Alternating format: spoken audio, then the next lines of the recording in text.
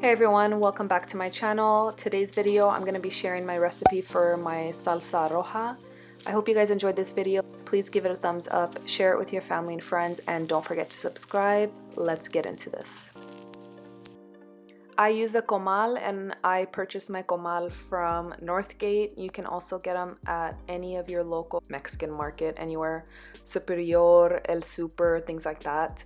And I just blister all of the veggies, then take them out and put them in the food processor or blender. I use tongs just because it's easier, and if you notice, sometimes the tomato peel and the seeds are left behind, which I don't mind because I don't want much of the skin to be in the salsa.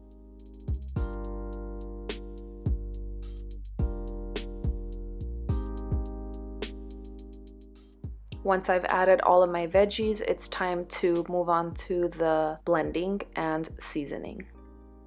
All that's left is putting on the lid and starting it up. Now the blending process is of course up to you. I set it to a minute and then I turn it off about 20 seconds later, and it gives me the perfect blend and like a chunky salsa. Then I add a bunch of cilantro and start it up again really quickly. We like a more chunky salsa, and we like the cilantro leaves to be a little bit larger.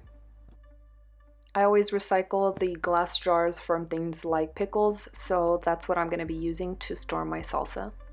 And your salsa is ready to go and will stay fresh for up to about 5 to 7 days, so use it up before that. You can use a salsa for a variety of things. We use it for our fajita nights or our taco nights. We also put it on nachos, which we use our Quest chips for that.